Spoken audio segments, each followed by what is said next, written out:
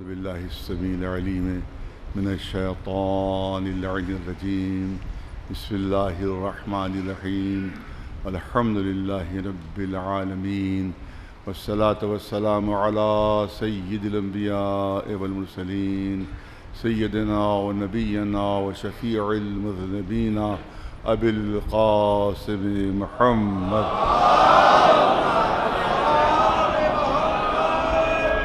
وأهل بيته الطيبين الطاهرين المعصومين. أما بعد، فقد قال الله سبحانه تبارك وتعالى في كتابه المبين وهو أصدق القائلين: ما آتاكم الله فخذوه وما نهاكم عنه فانتهوا واتقوا الله إن الله شديد العقاب. صلوات بھیجیں محمد.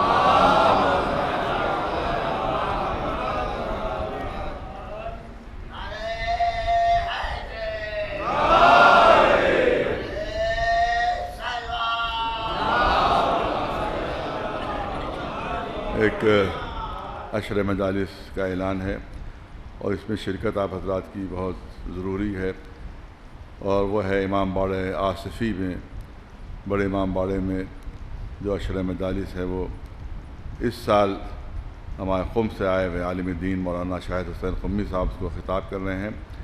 ٹھیک 1 بجے دن میں یہ مجلسیں بڑے امام باڑے میں منعقد ہو رہی ہیں. آپ حضرات سے گزارش ہے اس میں شرکت فرمائیں، اور کیونکہ اس امام باڑے کا آباد رہنا بہت ضروری ہے. حکومتوں کی سازشیں رہتی ہیں، ان کی پلاننگ رہتی ہے کہ اس کو پکنک اسپاٹ میں تبدیل کر دیا جائے. لہذا اگر ہم نے اس کی طرف سے بے توجہی کی تو پھر مجرم خود ہم قرار پائیں گے، پھر خود ہماری کوتاہی قرار پائے گی، کیونکہ حکومتوں کی تو کوشش یہی ہے کہ اس کا سیاحی کا مرکز بنا دیں، اس کو پکنک اسپاٹ بنا دیں. لہذا یہ ہماری ذمہ داری بنتی ہے کہ ہم جا کر اس کو آباد کریں. اور ایک گورنمنٹ کی نہیں بلکہ ہر گورنمنٹ کی یہی سازش رہتی ہے کہ اس کو ختم کر دیا جائے، اس کی مذہبی حیثیت ختم کر دی جائے اور اس کی دینی حیثیت ختم کر دی جائے. لہذا وہاں آباد رہنا اور مسلسل مجالس ہوتی رہنا. بڑے امام باڑے، چھوٹے امام باڑے میں تو ہوتی رہتی ہیں، لیکن بڑے امام باڑے میں کیونکہ دور پڑ جاتا ہے لہذا اس میں نہیں ہو پاتی. لہذا وہاں گزارش ہے کہ وہاں مجلسیں ضرور ہونا چاہیے. اور دوسرا سورہ فاتحہ کا اعلان ہے، کیونکہ ہمارے یہاں کا لکھنؤ جو ہے وہ ظاہر ہے کہ اپنی شاعری کے لیے، خاص طور سے اہل بیت علیہ السلام کی مدح کے لیے لکھنؤ ہمیشہ مرکز رہا ہے، اور بہت عظیم شعراء یہاں پیدا ہوئے ہیں. لیکن اب آہستہ آہستہ ان کی فہرست کم ہوتی جا رہی ہے. لہذا گزارش ہے کہ یہ 2 ہمارے بہت عظیم شاعر جو دنیا سے رخصت ہوئے ہیں ان کے لیے سورہ فاتحہ کی التماس ہے. ایک جناب مشتاق لکھنوی صاحب اور دوسرے جناب عشرت لکھنوی صاحب، ان دونوں کے لیے، اور جتنے بھی شعراء مرحومین ہیں جو مدح اہل بیت کرتے رہے ہیں ان سب کے لیے سارے ثواب فرما دیں. سنا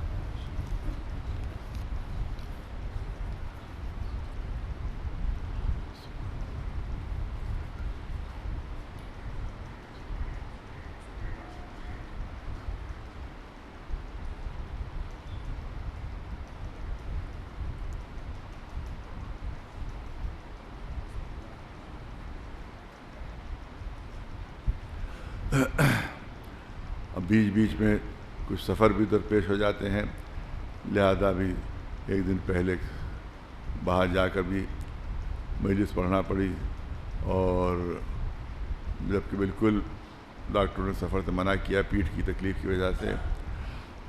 اور ظاہر ہے کہ وہاں قدیمی امام باڑے ہیں اور قدیمی سب ممبر بھی ہیں بنے ہوئے. لہٰذا جس ممبر پر میں بیٹھا تھا تو اس میں کچھ وہ پیچھے جو لکڑی لگی ہوئی تھی پورے مجلس بھر وہ پیٹھ پہ چپتی رہی. تو اسے 1 گھنٹے تک وہ مجلس وہاں، اس کے بعد فرمائش ہوتی ہے کہ 1 گھنٹے سے کم نہ پڑی. اور ممبر ایسا بناتے ہیں کہ کچھ زیادہ دیر پڑھ نہ سکے. اس کی وجہ سے کچھ تھوڑی سی تکلیف میں اضافہ ہو گیا. اسی لیے آپ دیکھ رہے ہوں کہ تھوڑی سی مجلس کم ہو جاتی ہے، تھوڑی چھوٹی مجلس ہو جاتی ہے اسی لیے. اور دھیمے میں پڑھتا ہوں کہ خدا نخواستہ اگر زیادہ تکلیف بڑھ گئی تو پھر بڑی مشکل میری ہو جائے گی. بہرحال یہ تو میں تو سمجھ رہا ہوں کہ یہ اہل بیت کا کرم ہے اور ان کی عنایت ہے کہ میں آپ کی خدمت میں حاضر ہوں. ورنہ ڈاکٹر کہتے ہیں کہ صرف دوا کافی نہیں ہے، بلکہ آپ کو کم از کم 1.5-2 مہینے آرام، بیڈ ریسٹ جس کو کہتے ہیں، بس بستری پہ لیٹے رہیے، ہلیے نہیں. لیکن میں آپ کے سامنے حاضر ہوں. تو بہرحال ہم اس کے اہل بیت علیہ السلام کا انتہائی کرم ہے کہ ہمیں خدمت کا موقع عنایت فرما رہے ہیں. صلوات بھیجے بر محمد.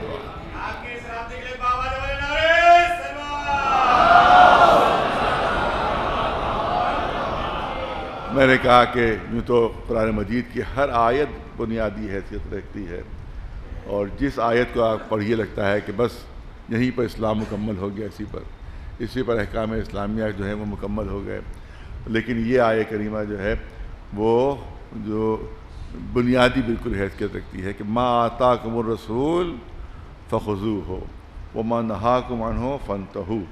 جو رسول لے، جو رسول دے وہ لے لو، اور جس سے رسول روک دیں اس سے رک جاؤ.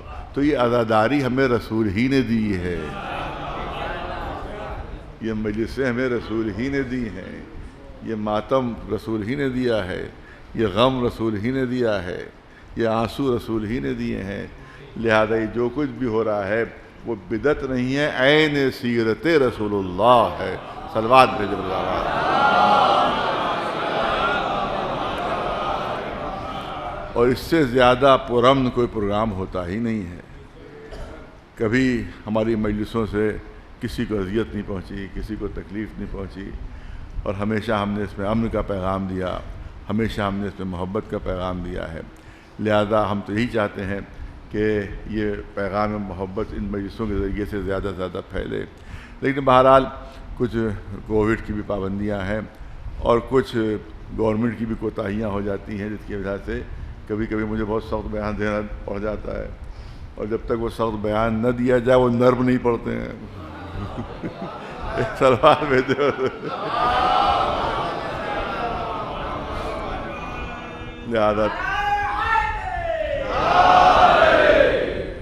لہذا وہ 3-4 دن سے مسلسل ہم لوگ کوشش کر رہے تھے، یہاں تک کہ یوگی جی سے بھی ملے، اس پر بھی لوگوں نے اعتراض کیا کہ اور مولویوں کو کیوں نہیں لے گئے ساتھ میں. ہم نے کہا کہ اور مولویوں نے کبھی کسی تحریک میں ساتھ دیا ہوتا تو لے جاتے. ہمیشہ انہی نے غداریاں کی، ہمیشہ انہی نے حکومت کا ساتھ دیا، ہمیشہ انہی نے جو ہے وہ ڈیمیج کیا ہماری تحریکوں کو. آپ کہتے لے کیوں نہیں گئے؟ جب کبھی کسی تحریک کو ڈیمیج کروانا ہوگا تو ہم ضرور ان کو لے جائیں. ایک صلوات بھیجو. تب فلاں کو کیوں نہیں لے گئے، فلاں کو کیوں نہیں لے گئے؟ ہمارے ساتھ صرف چند مولوی ہیں جو ہمارے ساتھ جاتے رہتے ہیں، لیکن اتفاق سے وہ تشریف فرما نہیں تھے، لہذا وہ بھی ساتھ نہیں تھے. مولانا رضا حسین صاحب بھی بھوپال تشریف لے گئے، مولانا حبیب حیدر صاحب بھی تو باہر تشریف لے گئے. یہی 2-4 مولوی ساتھ رہتے ہیں، بقیہ ہر مولوی نے کبھی ساتھ دیا ہو تو ساتھ لے جائیں. لہذا وہ احمقانہ جملہ کہا جاتا ہے ساتھ کیوں نہیں لے گئے، صاحب اکیلے یہی ہیں اور مولوی نہیں ہے. مولوی بہت ہے، کشمیر میں بھی بہت مولوی ہے، لیکن ہر ایک جو ہے وہ جلوس کا وہاں مخالفت کر رہا ہے. یہاں بھی بہت مولوی ہیں ماشاءاللہ، کمی نہیں ہے، اضافہ ہوتا چلا جا رہا ہے. وہاں پہلے تو بڑی خوش قسمتی لکھنؤ کی ہے کہ لکھنؤ میں کوئی آیت اللہ اس سے پہلے نہیں تھا، لیکن اب الحمدللہ یہاں پر آیت اللہ بھی ہو گئے ہیں، سب کچھ ہو گئے ہیں.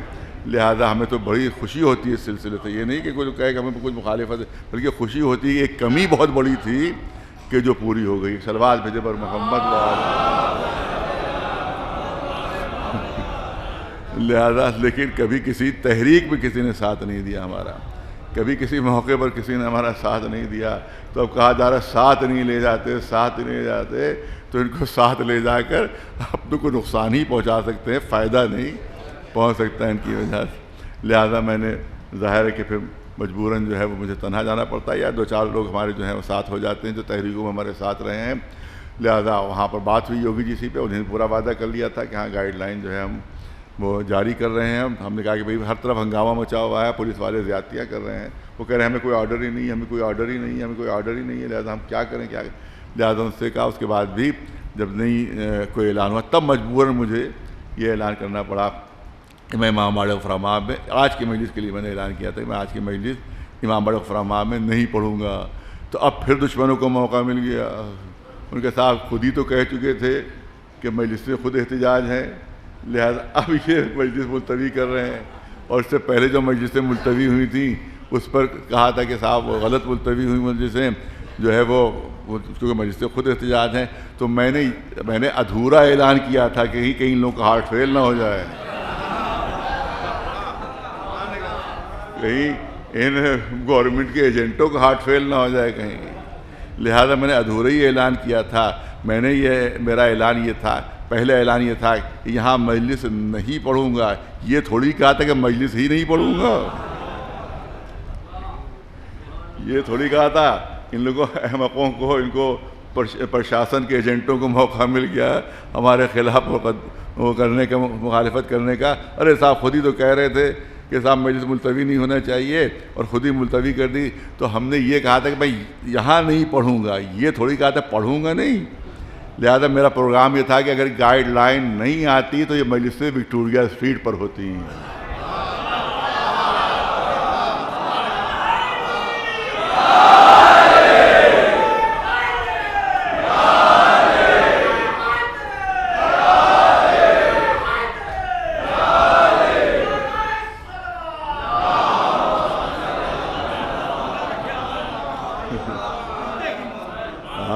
ورنہ آگے پورا اعلان کر دیتے تو اس میں کئیوں کے ہارٹ فیل ہو جاتے،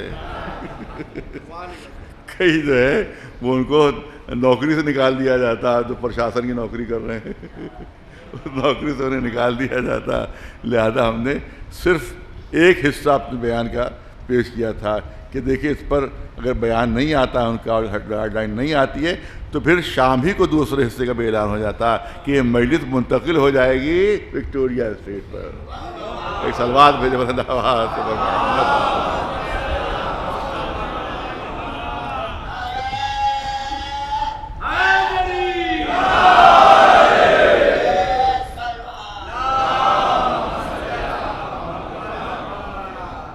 اسی لیے قومی گدھوں کو موقع نہیں ملا کہ وہ اس کے خلاف کچھ کہہ سکے، کیونکہ مجھے آخری وقت اس کو اعلان کرنا تھا۔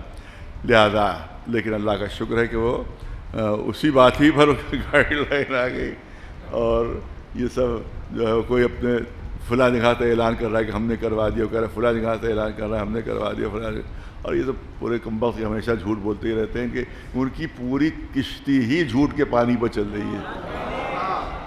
ان کے آباء و اجداد جھوٹ بولتے چلے آئے، اب انہی کی سیرت پہ یہ خود بھی عمل کر رہے ہیں، اور ویسے ہی جھوٹ یہ بھی بول رہے ہیں جیسے ان کے باپ دادا بولا کرتے تھے۔ ایک سلوات بھیجے بلند آواز۔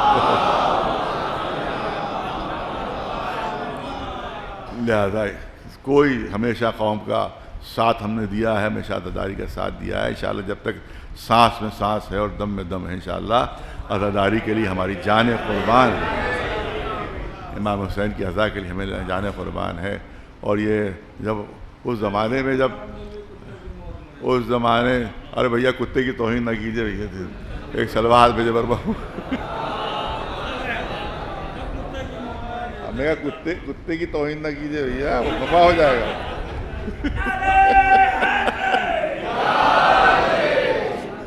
ایک سلوات بھیجے بربا۔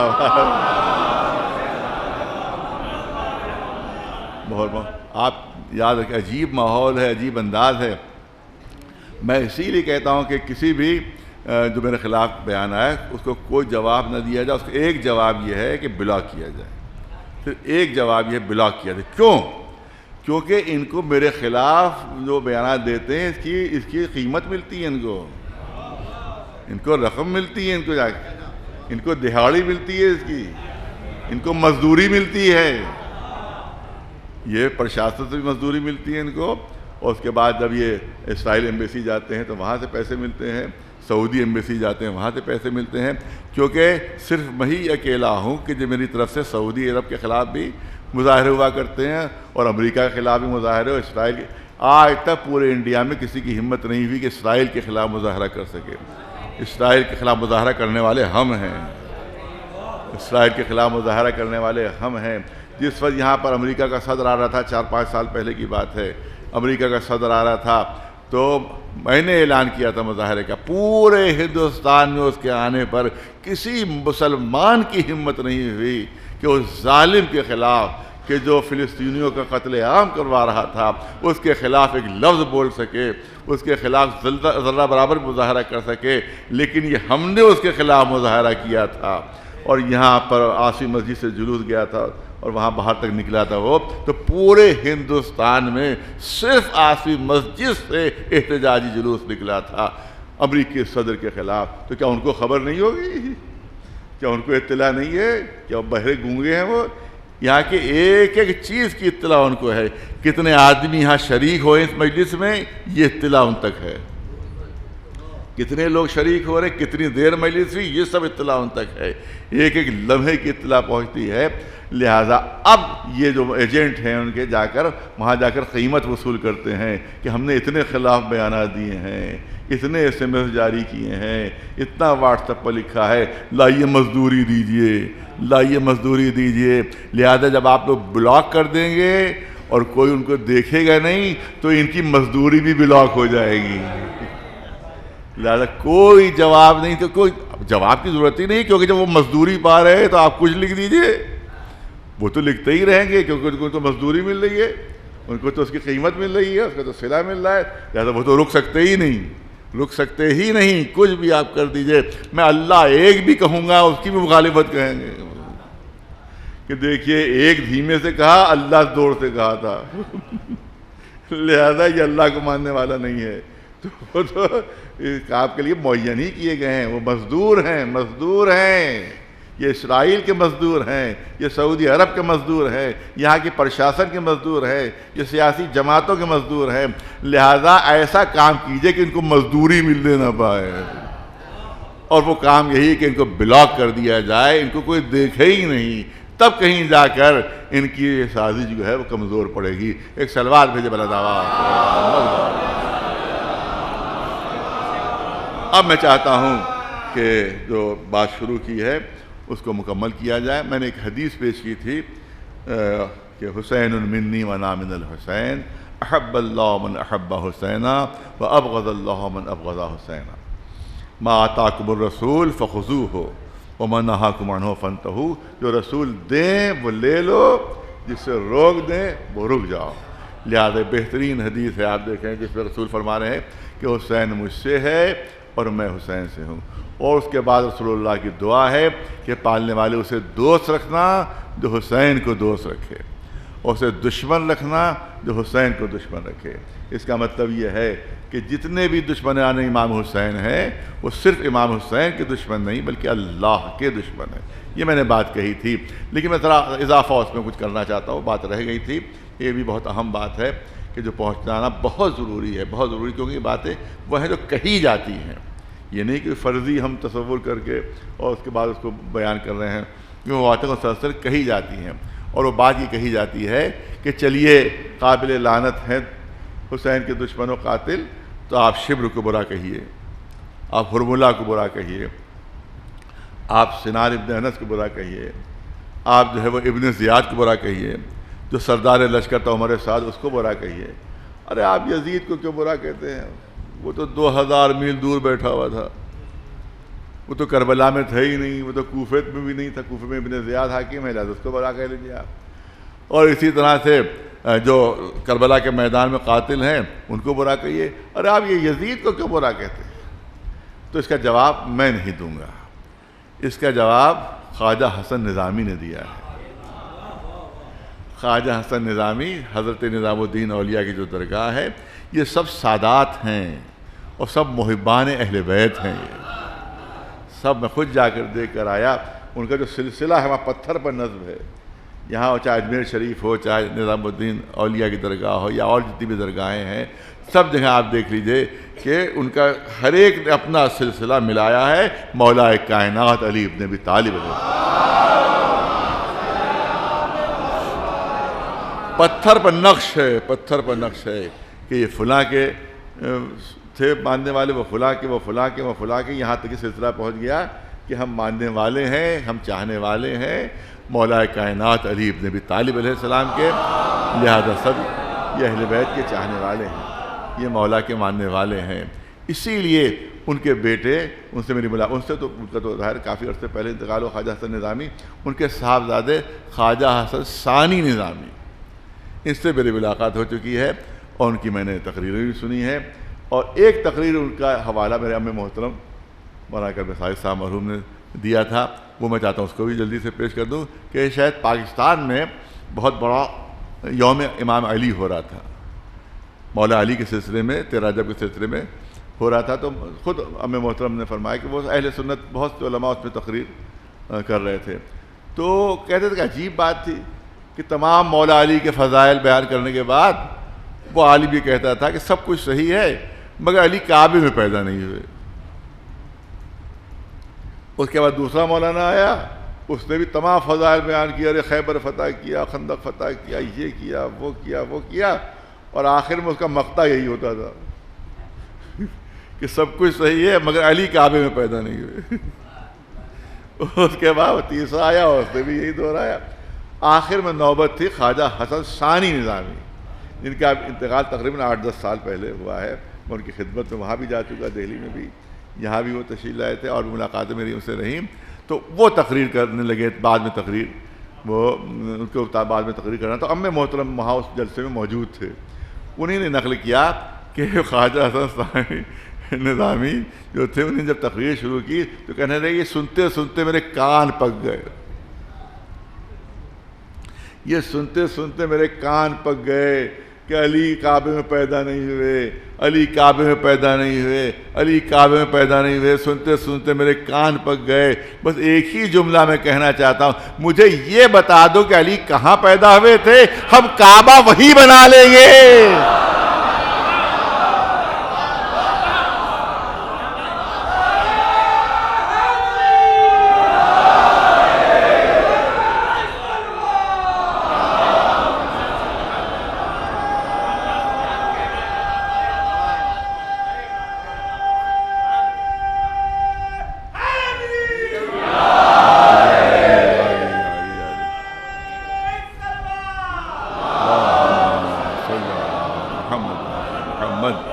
یہ ہیں ماننے والے ہیں، یہ چاہنے والے ہیں کہ جو کبھی کسی شیعہ عالم نے بھی جو جملہ نہ کہا ہوگا، کبھی وہ جملہ وہ کہہ رہے تھے کہ ہمیں یہ بتا دو کہاں پیدا ہوئے. اب کعبہ ہم وہیں بنا لیں گے جہاں تم بتاؤ گے پیدا ہوئے ہیں. تو ان کے یہ عقیدے ہیں، یہ عقیدے ہیں. یہاں پر ایوان غالب میں جلسہ ہو رہا تھا جناب ابو طالب کے اوپر، یوم ابو طالب کے عنوان سے جلسہ ہو رہا، میں اس میں شریک تھا، میں شریک تھا. تو اس دن خواجہ حسن ثانی نظامی نے میرے سامنے تقریر کی، جناب ابو طالب کے ایمان پر تو بہت جو تقریر وہ کی، لیکن ایک جملہ انہوں نے کہا تھا کہ میرے باپ، مجھ کو تو لوگ مشہور ہے خواجہ حسن ثانی نظامی، خواجہ حسن ثانی نظامی، کہا میرے باپ نے میرا نام ابو طالب رکھا ہے، میرا باپ نے میرا نام ابو طالب رکھا ہے. تو ابو طالب اگر مشرک ہوتے، معاذ اللہ کافر ہوتے، تو میرا باپ ان کے نام پر میرا نام نہ رکھتا، میرا نام ہی ابو طالب ہے. ایک صلوات بھیجے.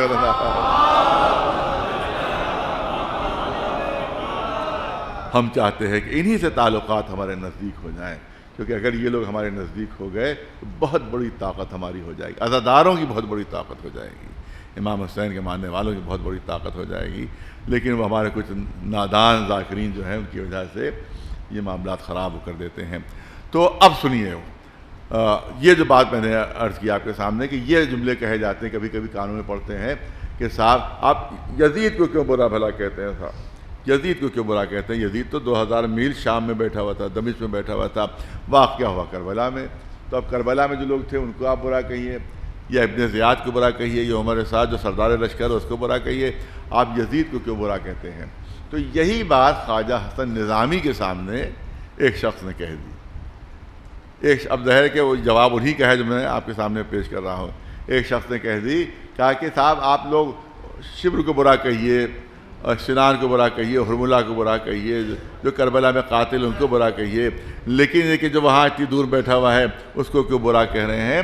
جیسے جناب حسن نظامی کے سامنے اس شخص نے بات کہی تو انہیں نے جبین پر شکن ڈال کر کہا کہ لگتا ہے شخص تیری عقل کتے سے بدتر ہے. تو اس کا مطلب کتے سے بدتر بھی لوگ ہوتے ہیں. ایک سلوات بھیجے تیری عقل جو ہے وہ کتے سے ہی بدتر ہے، کتے سے ہی بدتر ہے. وہ بگڑ گیا. ارے صاحب آپ تو عجیب توہین کر رہے ہیں ہماری. کہہ رہے میری عقل کتے سے ہی بدتر ہے. میں نے جو بات کہی ہے اس سے اس بات سے کیا تعلق ہے جو آپ یہ سند مجھے دے رہے ہیں کہ کتے سے بدتر ہے؟ تو خواجہ حسن نظامی کہتے ہیں کہ اگر کتے پر کوئی ڈھیلا مارتا ہے، کتے پر تو کوئی ڈھیلا مارتا ہے تو کتے میں بھی اتنی سمجھ ہے کہ وہ ڈھیلے کی طرف نہیں دوڑتا ہے بلکہ اس ہاتھ کی طرف دوڑتا ہے کہ جس نے ڈھیلا مارا ہے، اس ہاتھ کی طرف دوڑتا ہے جس نے ڈھیلا مارا ہے. ارے کتے میں اتنی عقل ہے، تجھ میں اتنی بھی عقل نہیں ہے.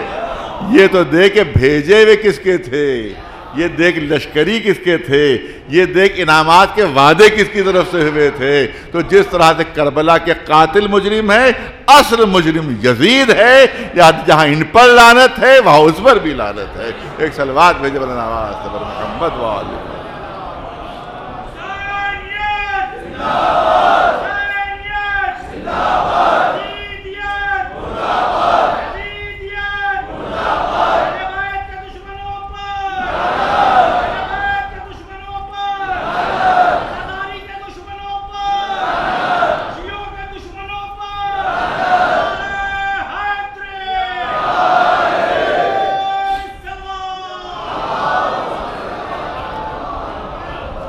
ما آتاکم الرسول فخذوہ وما نہاکم عنہ فانتہوا. جو رسول دیں وہ لے لو اور جس سے رسول روک دیں اس سے رک جاؤ. کل کی مجلس میں نے 2 آیتیں آپ کے سامنے پڑھی تھی اسی سے ملتی جلتی، جس میں صاف اعلان ہو رہا تھا کہ اگر رسول فیصلہ کر دیں، اللہ اور اس کا رسول فیصلہ کر دے تو ما کان لہم الخیارہ، پھر اب تمہارا اختیار ختم ہو جائے گا. پھر تمہارا اختیار ختم ہو جائے گا. ہر چیز پر تو فاعل مختار ہو. اللہ نے انسان کو فاعل مختار بنا کر بھیجا ہے، اپنے اس کو اختیارات دیے ہیں. جو دل چاہے کھائے، مگر شرط یہ کہ وہ حلال چیز ہو. جو دل چاہے کھائے، جو دل چاہے پہنے، جو دل چاہے پیے، مگر شرط یہ کہ حلال ہو. شریعت نے اس کی اجازت دے دی ہے. لیکن اگر اللہ اس کے رسول نے کوئی فیصلہ کر دیا تو وہی کپڑے تم پہنو گے جو رسول کہیں گے، اسی وقت تم کھاؤ گے جب رسول کہیں گے، اسی وقت تم پیو گے جو رسول کہیں گے. اب تمہارا اختیار ختم ہو گیا. اور دیکھو اگر رسول کوئی فیصلہ کر دے تو دل میں کبھی شک کا ہلکا سا میل بھی نہ لانا. ایک سلوات بلند آواز سے محمد. یعنی اگر تم نے رسول کو رسول مان لیا ہے تو اب کیوں کی گنجائش نہیں ہے. نہیں بچوں جوانوں کے لیے، خاص طور سے اس ملون کے لیے جو مسلسل بیان دے رہا ہے کہ اگر اللہ کو اللہ مانا تو ہر حکم پر سر جھکانا ہے، اگر رسول کو رسول مانا تو ہر حکم اس پر سر جھکانا ہے. پھر چوں چرا کی گنجائش نہیں ہے، چوں چرا کی گنجائش نہیں ہے.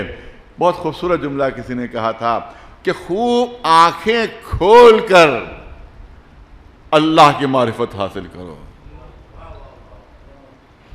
ہمارے کیا یہ نہیں ہے کہ فلاں جگہ آؤ فلاں جگہ نہ آؤ، اس کی سنو اس کی نہ سنو، سب کی سنو، لیکن جو صحیح بات ہو اس کو مانو، جو حقیقت ہو اس کو مانو، جو حق ہے اس کو مانو.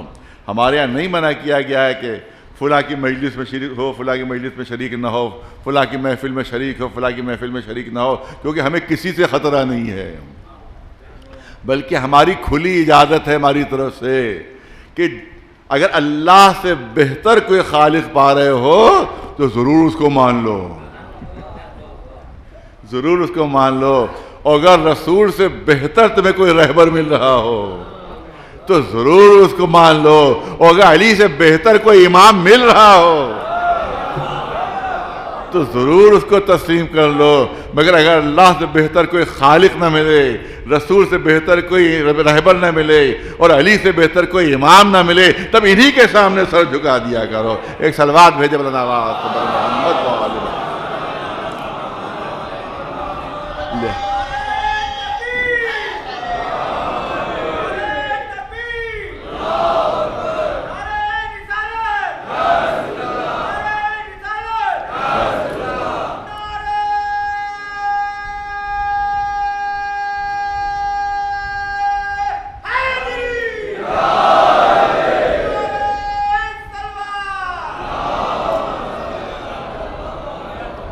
جملہ عرض کرنا چاہتا ہوں، بچوں اور جوانوں کے لیے جملہ عرض کرنا چاہتا ہوں، یہ کیوں شریعت کا یہ حکم کیوں ہے، یہ کیوں ہے، ادھر کیوں ہے، ادھر کیوں ہے، روزہ کیوں ہے، نماز کیوں ہے، حج کیوں ہے، یہ احکام کیوں ہیں، یہ کیوں کی کوئی گنجائش نہیں ہے، کیوں کی کوئی گنجائش نہیں ہے۔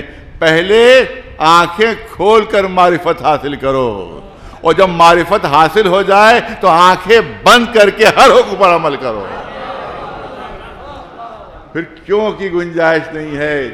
یہاں تک کہ میں ایک آیہ کریمہ آپ کے سامنے پیش کرنا چاہتا ہوں، اور وہ اس وقت کی آیہ کریمہ ہے، بہت توجہ رہے صاحبان ذوق ہیں، کہ اس وقت کی آیہ کریمہ ہے کہ جس وقت مسلمان جو ہے وہ بیت المقدس کی طرف رخ کر کے نماز پڑھا کرتے تھے، بیت المقدس کی طرف رخ کر کے نماز پڑھتے تھے، اور رسول اللہ کی تمنا یہ تھی کہ کعبے کی طرف رخ کر کے نماز ہو، رسول کی تمنا یہ تھی کہ کعبے کی طرف رخ کر کے نماز ہو، اور رسول یہ چاہتے تھے کہ اللہ قبلے کو تبدیل فرما دے، قبلے کو بدل کے کعبے کی طرف کر دے، لہذا اب حکم کا انتظار ہو رہا تھا کہ اللہ کی طرف سے حکم آئے، اللہ کی طرف سے حکم آئے، اللہ کی طرف سے حکم آئے۔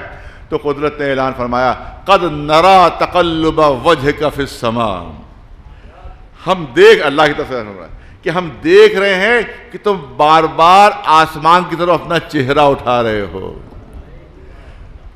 بار بار چہرہ آسمان کی طرف اٹھا رہے، فَنُوَلِّكَ قِبْلَةً تَرْضَاهَا، اللہ نے یہ نہیں کہا کہ کیوں چہرہ اٹھا رہے ہو ہماری طرف، کیوں ہماری طرف بار بار چہرہ اٹھا کر دیکھ رہے ہو، بلکہ دل کے ارادوں کو، یعنی اللہ بھی رسول کے لیے کیوں کا لفظ استعمال نہیں کر رہا ہے۔ ایک صلوات بھیجے ورنہ آواز کیوں اپنا چہرہ اٹھا رہے ہو، یہ نہیں، بلکہ ہم دیکھ رہے ہیں کہ بار بار تم اپنا چہرہ آسمان کی طرف اٹھا رہے ہو، بس بہت جلد ہم اس طرف تمہارا رخ پھیر دیں گے کہ جدھر تمہاری مرضی ہے، ادھر تمہارا رخ پھیر دیں گے کہ جدھر تمہاری مرضی ہے۔ فَوَلِّ وَجْهَكَ شَطْرَ الْمَسْجِدِ الْحَرَامِ، بس فوراً تم اپنا رخ کعبے کی طرف پھیر لو، ہم ادھر تمہارا رخ پھیر دیں گے جس قبلے سے تم راضی ہو۔ ارے توجہ ہے، جدھر تمہاری مرضی ہے۔ کسی مجلس میں بہت پہلے میں نے عرض کیا تھا، وہ بات پھر سے پیش کرنا چاہتا ہوں کہ دیکھیں یہ فرق ہے خلیل اور حبیب میں، یہ فرق ہے خلیل اور حبیب نے، کہ خلیل جناب ابراہیم نے اللہ کی مرضی سے قبلہ بنایا تھا، توجہ رہے توجہ رہے، جناب ابراہیم نے اللہ کی مرضی سے قبلہ بنایا تھا، اور حبیب وہ ہے کہ جس کی مرضی کو اللہ قبلہ بنا رہا ہے، جدھر آپ کی مرضی ہے ادھر ہم آپ کا رخ پھیرے دیتے ہیں۔ صلوات بلند آواز پر محمد وآلہ وسلم۔ بس فوراً آپ اپنا رخ، بہت توجہ رہے، فوراً آپ اپنا رخ جو ہے وہ کعبے کی طرف پھیر دیں۔ آج بھی مسجد ذوالقبلتین آج بھی وہاں موجود ہے، اور وہاں کے پر دو قبلے بنے ہوئے ہیں، ایک بیت المقدس کی طرف قبلہ بنا ہوا ہے اور ایک کعبے کی طرف قبلہ بنا ہوا ہے۔ یہ وہی مسجد ہے جہاں رسول نماز پڑھ رہے تھے، حالت رکوع میں تھے، حالت رکوع میں تھے کہ جبریل نازل ہوئے کہ اپنا رخ جو ہے وہ آپ کعبے کی طرف پھیر لیجئے۔ تمام سیرت کی کتابیں دیکھ لو، تمام سیرت کی کتابیں دیکھ لو، ما آتاکم الرسول فخذوہ ما نہاکم عنہ فانتہوا، دیکھو کس نے عمل کیا، کس نے عمل کیا ہے۔ روایت تاریخ گواہ ہے کہ ادھر حکم آیا، رسول مڑے، ساتھ ہی ساتھ علی بھی مڑ گئے، پوری جماعت بیت المقدس کی طرف رخ کیے پڑھ رہی تھی، صرف دو لوگوں نے اپنا رخ پھیرا، یا رسول اللہ نے یا نفس رسول نے۔ تو بتا اس آیے کریمہ پر سب سے زیادہ عمل کرنے والا کون ہے سوائے علی ابن ابی طالب کے، اور کوئی نہیں ملے گا۔ ایک صلوات بھیجے بلند آواز پر محمد وآلہ محمد۔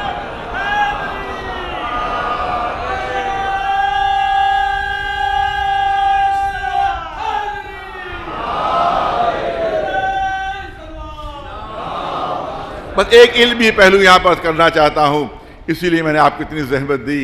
فَنُوَلِّيَنَّكَ قِبْلَةً تَرْضَاهَا، فوراً آپ اپنا رخ کعبے کی طرف موڑ دیجئے. حالت رکوع میں ہیں اور حالت رکوع ہی میں اپنا رخ موڑ دیا. اے اللہ کے رسول، ایسی عجلت کیا ہے، ایسی جلدی کیا ہے؟ ارے حکم آیا ہی ہے، یہ نماز مکمل کر لیجئے، دوسری نماز جو ہے کعبے کی طرف پڑھ لیجئے گا. ارے کم از کم یہ رکعت ہی مکمل کر لیجئے، دوسری رکعت کعبے کی طرف پڑھ لیجئے گا. ارے کم از کم رکوع ہی مکمل ہو جائے، پھر برقیہ ارکان جو ہیں وہ آپ کعبے کی طرف رخ کر کے پڑھ لیجئے گا. نہیں، حالت رکوع ہی میں فوراً مڑ گئے. اے اللہ کے رسول، ایسی عجلت کیوں ہے، ایسی جلدی کیوں ہے؟ تو شاید رسول جواب دیں کہ تو عربی کی خصوصیت نہیں سمجھ رہا ہے، تو حکم کی اہمیت نہیں سمجھ رہا ہے. عربی زبان میں جہاں بھی حرف فے استعمال ہو جاتا ہے تو حرف فے کا مطلب یہ کام فوراً ہونا چاہیے. اے توجہ رہے، حرف فے کا مطلب یہ ہے کہ کام فوراً ہونا چاہیے، درمیان میں کوئی تاخیر نہ ہو، درمیان میں کوئی فاصلہ نہ ہو. قرآن میں بہت سی مثالیں موجود ہیں جو آپ کے سامنے پیش کرنا چاہتا ہوں کہ جناب موسیٰ نے عصا مارا پتھر پر، جناب موسیٰ نے عصا مارا، فجرت منہ اثنتا عشرۃ عینا، جیسے ہی عصا پڑا فوراً 12 چشمے جاری ہو گئے. عصا پڑھنے میں اور چشمے جاری ہونے میں کوئی فاصلہ نہیں تھا. اسی طرح سے اور بہت سی آیتیں قرآن میں آپ کو مل جائیں گی کہ جب خود اللہ اپنی قدرت کا اعلان کرتے ہوئے کہہ رہا ہے کہ جب اللہ ارادہ کرتا ہے کن فیکون، کن فیکون. ادھر کن کا ارادہ کیا تو کیا درمیان میں 2-4 منٹ لگتے ہیں، 10 منٹ لگتے ہیں، کوئی گھنٹہ آدھا گھنٹہ لگتا ہے؟ فیکون، فے بتا رہا ہے کہ وہ شے فوراً وجود میں آتی ہے، فوراً وجود میں آتی ہے. جب جناب آدم کو سجدے کا حکم دیا گیا تو اعلان ہوا کہ وَإِذَا سَوَّيْتُهُ وَنَفَخْتُ فِيهِ مِن رُوحِي فَقَعُوا لَهُ سَاجِدِينَ، جب میں آدم کا پتلا بنا لوں اور اس میں اپنی روح کا ایک جز پھونک دوں تو فوراً سجدے میں گر جانا. حرف فے استعمال ہو رہا ہے جس کا مطلب ہے کام فوری ہونا چاہیے، درمیان میں کوئی فاصلہ نہیں ہونا چاہیے. اب عربی کی مثال ہے میں دینا چاہتا ہوں کہ ایک واو ہے، ایک سما ہے اور ایک فے ہے. جا عمرن و زیدن. اب یہاں پہ چونکہ عربی کی مثال میں یہی استعمال ہوتا ہے لہذا عرض کر رہا ہوں جا عمرن و زیدن، عمر آیا اور زید آیا. اس کا مطلب ہے کہ آنے میں کچھ فاصلہ ہے، آدھے گھنٹے بعد آیا، پون گھنٹے بعد آیا، درمیان میں فاصلہ ہے. لیکن اگر یہ کہا گیا کہ جا زید ثم عمر، اب جو ثم استعمال ہو گیا تو اس کا مطلب فاصلہ کم ہے، مشکل سے 2-3 منٹ کا فاصلہ ہوگا، اس لیے ثم کا لفظ استعمال کیا گیا. مگر پھر بھی فاصلہ ہے، پھر بھی وقفہ ہے. لیکن اگر حرف فے استعمال ہوا کہ جا زید فعمر، اس کا مطلب ہے کہ دونوں کے آنے میں کوئی فاصلہ نہیں تھا. ادھر عمر آیا اس کے فوراً بعد وہ زید آ گیا. اس کا مطلب ہے جہاں پر حرف فے استعمال کرتے ہیں عربی میں وہاں مطلب یہ ہوتا ہے کام فوری ہوا ہے، بغیر کسی فصل کے ہوا ہے. یعنی یوں عرض کروں کہ جب بات کو بلا فصل منوانا ہوتا ہے، ارے توجہ رہے، جب بات کو بلا فصل منوانا ہوتا ہے تو عربی میں حرف فے استعمال ہوتا ہے. قرآن مجید میں اتنی مثالیں پیش کر دیں حرف فے کی. ذرا مجھے مسلمان یہ بھی بتا دیں کہ رسول نے بھی کبھی اپنی زبان پر کسی بھی اعلان میں یہ حرف فے استعمال کیا ہے تو صرف ایک موقع ملے گا کہ جب کجاووں کا منبر بنا ہوا ہے، علی ہاتھوں پر بلند ہے، رسول اعلان کر رہے من کنت مولا فہذا علی مولا. ایک سلوات بھیجے بلند آواز پر محمد والا.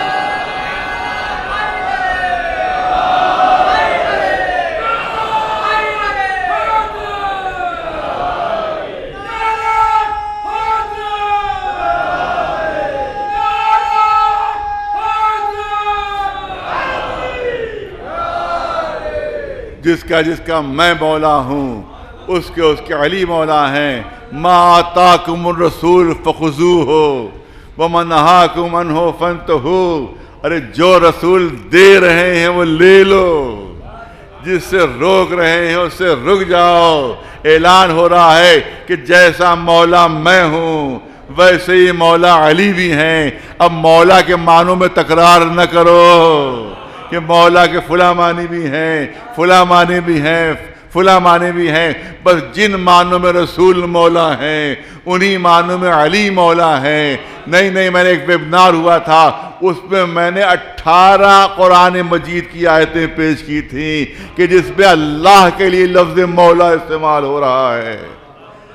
اللہ تمہارا مولا ہے، اللہ تمہارا مولا ہے، تو کہہ دو کہ مولا کے معنی ہمسائے کے بھی ہیں، کہہ دو مولا کے معنی غلام کے بھی ہیں، کہہ دو مولا کے معنی مددگار کے بھی ہیں، مولا کے معنی پڑوسی کے بھی ہیں، مولا کے جتنے دل چاہے معنی بیان کر دو، مگر یہ دیکھو کہ اللہ اپنے کو مولا کہہ رہا ہے۔ ہم تمہارے مولا ہیں، ہم تمہارے مولا ہیں۔ اور توجہ رہے، آپ تاریخی واقعہ پیش کر دوں، جب جنگ بدر جو پہلی جنگ تھی جب وہ ہوئی ہے تو ادھر اسلامی لشکر ہے، ادھر کفار و مشرکین کا لشکر ہے۔ کفار و مشرکین جو اپنے خدا عزا کو فتح کی نشانی سمجھتے تھے، لہذا ہر جنگ میں وہ عزا کا بت لے کر آتے تھے اور سمجھتے تھے کہ عزا کی وجہ سے ہمیں فتح حاصل ہوگی، لہذا انہیں نے اپنے سامنے عزا کا بت رکھا اور ناچ ناچ کر اور گا گا کر، اچھل اچھل کر اور کود کود کر اور ڈھول بجا بجا کر اچک اچک کر کہہ رہے ہیں کہ لنا عزا ولا عزا لکم، لنا عزا ولا عزا لکم، ارے ہمارے پاس تو ہمارا عزا ہے۔ کافر کہہ رہے ہیں کہ ہمارے پاس تو ہمارا عزا ہے، ارے ہمیں کون ہرا پائے گا، ہمیں کون شکست دے پائے گا، ہمارے پاس تو ہمارا عزا ہے، یہ ہمیں فتح دلائے گا، یہ ہمیں کامیابی دلائے گا۔ ناچ رہے تھے، گا رہے تھے، رسول نے علی کو اشارہ کیا، اے علی جواب دو، یہ نہیں بتایا کہ کیا جواب دو، یہ نہیں بتایا کہ کیا جواب دو، کیونکہ اگر بتا دیتے تو علی نفس رسول نہ رہتے۔ نفس کو کوئی بات بتائی نہیں جاتی ہے، نفس خود عالم ہوا کرتا ہے۔ نہیں کہا کہ کیا کہو، اے علی جاؤ اور جواب دو، جاؤ اور جواب دو۔ مولا علی درمیان میں پہنچے اور بلندی پہ چڑھ کر اعلان کیا۔ وہ کیا کہہ رہے تھے کہ لنا عزا ولا عزا لکم، لنا عزا ولا عزا لکم، ہمارے پاس تو عزا ہے، تمہارے پاس تو عزا نہیں ہے، تمہیں شکست ہوگی، ہمیں فتح ہوگی۔ اے علی جاؤ اور جا کر جواب دو۔ مولا علی بلندی پہ کھڑے ہوئے آپ نے فرمایا کہ اللہ مولانا ولا مولا لکم،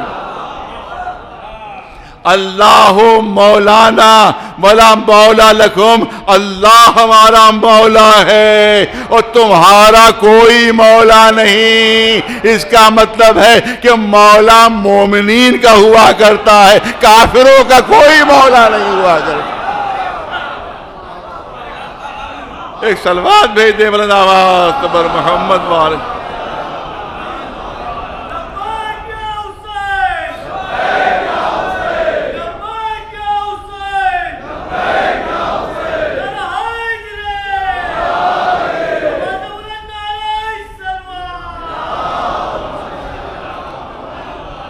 ارے کوئی کہے ارے یہ تو حدیث ہے، یہ تو تاریخ ہے، تم نے کیا کہہ دیا کہ صاحب مولا نہیں ہوتا، مولا ہمارا کوئی مولا نہیں ہے، تم نے کیا کہہ دیا؟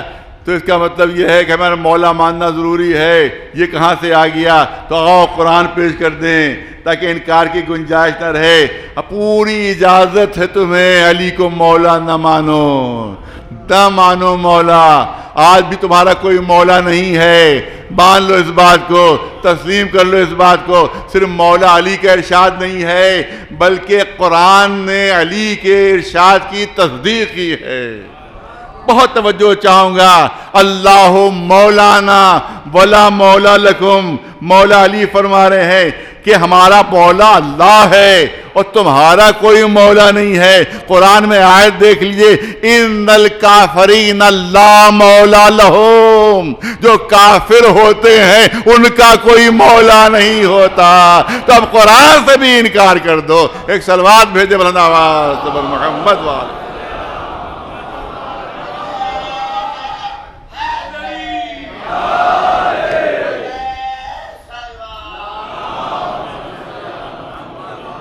اس کے بعد دعا ہے کہ پالنے والے اس کی نصرت کرنا، جو علی کی نصرت کرے، اور اس کو چھوڑ دینا جو علی کو چھوڑ دے۔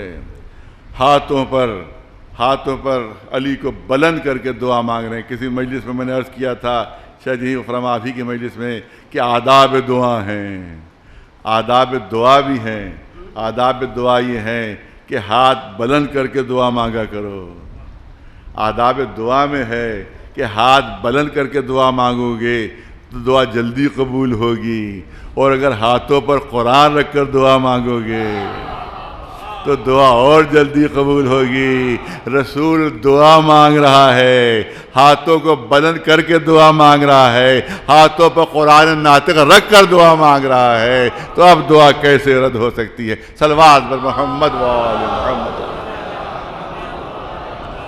لیکن مسلمانوں کا سلوک آپ کے سامنے ہے، آج بھی وہی سلوک ہے، آج بھی وہی دشمنی ہے، آج بھی علی سے وہی دشمنی۔ پوری تقریریں کر جاتے ہیں، علی کا نام بھی نہیں آتا، اہل بیت کا تذکرہ بھی نہیں آتا۔ ایسی دشمنی آج بھی تو 1400 سال بعد اتنے دشمن ہے مسلمان کہ نام علی لینا گوارا نہیں ہے، اہل بیت کا نام لینا گوارا نہیں ہے۔ تو تصور کرو 1400 سال پہلے کیسی دشمنی ہوگی، کیسا کینہ ہوگا، کیسی عداوت ہوگی۔ اور یہی عداوت ظاہر ہوتی ہے۔ رسول اللہ جب ظاہری طور پر پردہ کر لیتے ہیں تو یہ عداوت ظاہر ہوتی ہے جو دلوں میں چھپی ہوئی تھی، جو دلوں میں آگ دبائے ہوئے تھے، وہ بعد میں ظاہر ہوئی کہ کبھی فاطمہ زہرا کے دروازے پر آگ لگائی جا رہی ہے۔ یہ دل کی چھپی ہوئی آگ ہے کہ جس کو ظاہر کر رہے ہیں وہ فاطمہ کے گھر میں آگ لگا کر کبھی علی کے گلے میں رسی باندھی جا رہی ہے، کبھی امام حسن کے جنازے پر تیر برسائے جا رہے ہیں۔ یہ کس سے دشمنی ہے؟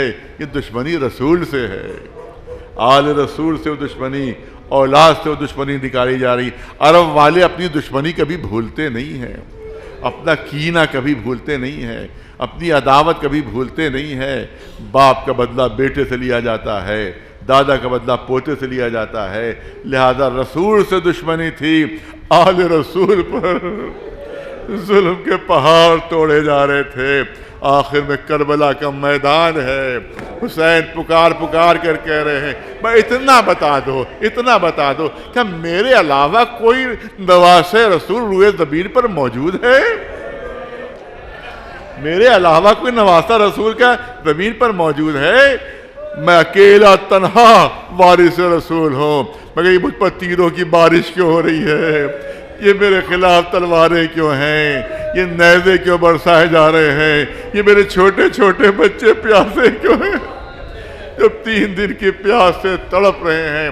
ہاں عزاداروں، عموماً آج کے دن روایت یہ ہے کہ جناب اون محمد کا تذکرہ ہوتا ہے، لیکن کیونکہ جناب زینب، یوم جناب زینب میں جناب اون محمد کا تذکرہ کرتا ہوں، شہزادی کی قربانی کا تذکرہ کرتا ہوں، لہذا آج مجھے موقع مل جاتا ہے کہ میں کسی اور شہید کا تذکرہ کروں۔ لہذا والد مرحوم کی بھی سیرت یہی رہی تھی کہ آج کے دن ایک شخصیت کا وہ تذکرہ کیا کرتے تھے، اور شخصیت وہ ہے کہ جو واقعہ کربلا کی ذمہ دار ہے، جس کو کہا جائے کہ سب سے بڑا گنہگار ہے وہ، کیونکہ اگر وہ حسین کو گھیر کر نہ لایا ہوتا تو حسین دشمنوں سے گھرے نہ ہوتے، حسین کے بچے پیاسے نہ ہوتے۔ یہ گناہگار کون ہے؟ یہ حر ہے کہ جس نے امام حسین کی لجام پر ہاتھ ڈال دیا تھا، اور رسول امام نے فرمایا تھا، اے حر تیری ماں تیرے غم میں روئے، تیری یہ جرأت کہ لگام پر ہاتھ ڈال رہا ہے، اور اس کے بعد حر کا جواب آپ کو معلوم ہے کہ فرزند رسول کیا کروں، آپ نے تو کہہ دیا مگر میری جرأت نہیں ہے کہ ایک جملہ نکال سکوں، کیونکہ آپ کی ماں فاطمہ زہرا ہے، آپ کی ماں رسول کی لخت جگر ہے، میں ایک لفظ بھی نہیں کہہ سکتا۔ اس کے بعد آپ کو معلوم ہے کہ کتنی بڑی انسانیت کا ثبوت دیا تھا امام حسین نے۔ یہ کربلا تو اسی کی یاد ہے، اس یاد کو زیادہ سے زیادہ مناؤ، اس کو روکا نہ کرو، اس یاد کو، اس کو زیادہ سے زیادہ مناؤ۔ انسانیت کی اور ہیومینٹی کی بہترین تصویریں کربلا میں آپ کو مل جائیں گی۔ دشمن تھا، گرفتار کرنے آیا تھا، 1000 کا لشکر تھا، امام حسین کے ساتھ صرف 72 لوگ تھے۔ تو مجھے اتنا بتائیے کہ اگرچہ سب سے قیمتی چیز عرب میں پانی ہوتا ہے، اور بہت ہی مشکل سے وہ پانی ملتا ہے عرب میں، صحرا، لمبے لمبے صحرا ہیں جہاں دور دور تک پانی نہیں ہوتا ہے، تو مجھے یہ بتائیے 72 لوگ تھے، تو امام حسین نے جو پانی جمع کیا ہوگا وہ 72 لوگوں کے لیے جمع کیا ہوگا، 72 لوگوں کے لیے جمع کیا ہوگا، لیکن حر کے لشکر کے ساتھ 1000 لوگ تھے۔ امام نے دیکھا کہ پیاس سے زبانیں ان کی لٹکی ہوئی ہے، پیاس سے تڑپ رہے ہیں۔ امام نے فرمایا ارے گرفتار بعد میں کرنا، ذرا پانی تو پی لو۔ اس وقت اگر امام حسین حملہ کر دیتے تو پورا لشکر مارا جاتا ہو، کیونکہ سب پیاس سے بے حال تھے، کسی کو لڑنے کی طاقت نہیں تھی، کسی کو لڑنے کی قوت نہیں تھی، مگر امام نے اس موقع سے فائدہ نہیں اٹھایا، کہا کہ سب کو پانی پلایا جائے، سب کو، یہاں تک کہ جانوروں، گھوڑوں کے سامنے بھی پانی کے تش رکھے جائیں، اور جب تک گھوڑا اپنا منہ خود نہ ہٹائے اس کے سامنے سے پانی کا تش نہ ہٹایا جائے۔ ایک شخص کہتا ہے کہ میں پیاس سے اتنا بے چین تھا، اتنا بے چین تھا کہ پانی پی نہیں پا رہا تھا، ہاتھ میں پانی لیتا تھا ظرف اور پانی چھلک کے گر جاتا تھا۔ جب امام نے منظر دیکھا تو خود آگے بڑھے اور خود کہتا ہے کہ مجھے اپنے ہاتھوں سے حسین نے پانی پلایا، حسین نے اپنے ہاتھوں سے مجھے پانی پلایا۔ اب ایسا انداز آپ دیکھیں، ایسا کردار آپ دیکھیں، یہ تمام 1000 لوگ کربلا میں موجود تھے، اور حسین کے بچے پیاس سے فریاد کر رہے تھے کہ ہائے پیاس ہمیں مارے ڈال رہی ہے، لیکن کسی کو یاد نہیں آیا کہ حسین نے اپنا سارا پانی، یاد رکھیے کہ اگر وہ پانی محفوظ رہتا تو کربلا میں حسین کے بچے پیاسے نہ ہوتے۔ امام حسین نے یہ خیال نہیں کیا کہ میرے بچے پیاسے رہیں گے، دشمنوں کو سارا پانی پلا دیا، مگر وہ کیسے بد احسانے تھے کہ کسی کی زبان پر نہیں آیا کہ حسین نے ہمارے ساتھ یہ احسان کیا ہے، کم از کم ہم ہی پانی ان تک پہنچا دیں۔ اور یہ حسین کا کردار تھا، یہاں تک کہ چھوٹے چھوٹے بچوں کا کردار، جس میں ننھی سی سکینہ بھی، بچے جو دل میں ہوتا ہے وہ ان کی زبان پر ہوتا ہے، بچے منافق نہیں ہوتے، بچے منافق نہیں ہوتے، جو ان کے دل میں ہوتا وہی زبان پر ہوتا ہے۔ مجھے بتائیے کبھی کسی بچے نے بھی کہہ دیا ہو اے حر تم کہاں ہو، اے لشکر والو تم کہاں ہو، ارے ہمارا پانی پی گئے تھے ہمیں تو پانی پلا دو، ہم نے تم پر احسان کیا تھا؟ کسی بچے نے بھی یہ احسان یاد نہیں دلایا۔ ہاں رات بھر حر شب عاشور ٹہل رہے خیمے میں، بے چین ہیں، جب بچوں کی آواز کانوں میں آتی ہے تو تڑپ میں اور اضافہ ہو جاتا ہے، بے چینی میں اور اضافہ ہو جاتا ہے۔ پہنچتے عمر سعد کے پاس، اے عمر سعد کیا جنگ ہو کر رہے گی؟ عمر سعد نے جواب دیا کہ ہاں کل ایسی جنگ ہوگی کہ کٹے ہوئے ہاتھوں اور پیروں سے پورا میدان بھر جائے گا۔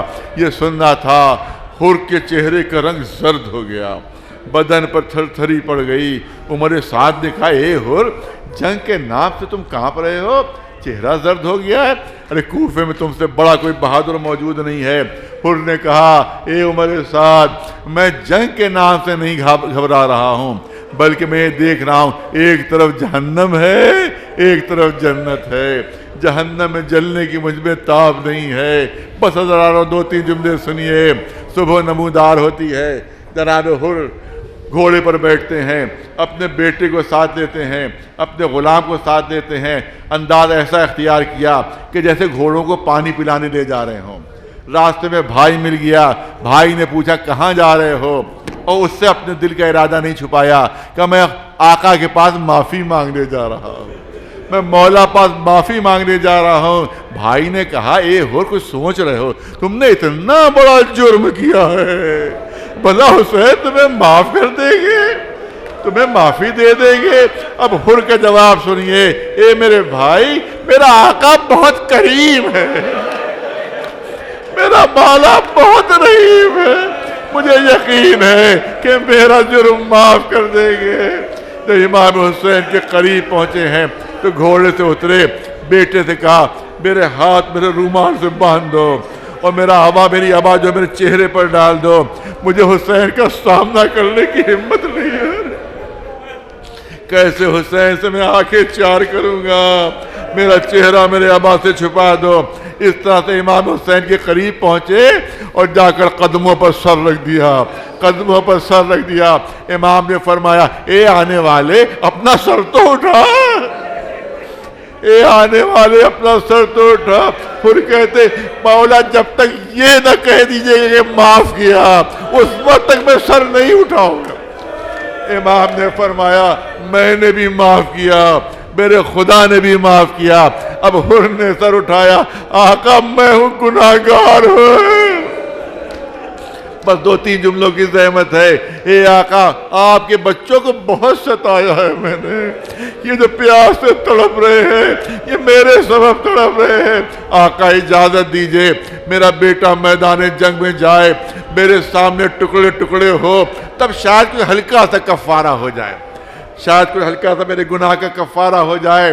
اجازت بیٹے کو ملتی ہے، میدان جنگ میں جاتا ہے، داد شجاعت دیتا ہے، زخمی ہو کر زمین پر گرا، باپ کو آواز دی بابا خبر لیجئے۔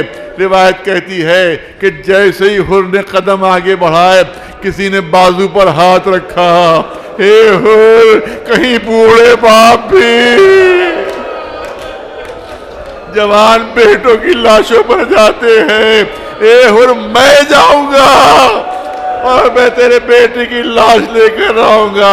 حسین پہنچے، والد مرحوم فرمایا کرتے تھے کہ ابھی ابتدائے جنگ ہے، امام کے جسم میں اتنی طاقت تھی کہ گھوڑے سے اترنے کی ضرورت محسوس نہیں کی، بلکہ گھوڑے پر بیٹھے بیٹھے جھکے اور جھک کر جوان کا لاشا اٹھا لیا اور گھوڑے کی پیٹھ پر رکھ دیا۔ وہ فرماتے تھے اب جتنا وقت گزرتا جاتا ہے حسین کی طاقت جواب دے رہی ہے، ہاں قاسم کا لاشا لے تو آئے تھے مگر حال یہ تھا کہ سینے سے سینہ ملا ہوا تھا، پیر زمین پر خط دیتے جا رہے تھے، مگر جب علی اکبر کی لاش پر پہنچے اس وقت کون تھا جو روکتا کہ آقا آپ نے حر کو روک دیا، ارے آپ بھی تو بوڑھے ہیں، جوان کی لاش پر آپ آ رہے ہیں، یا علی کہہ کر لاش اٹھا تو لی مگر 2 قدموں سے زیادہ نہیں چلا گیا، کمر نے جواب دے دیا، زمین پر لاشا رکھا۔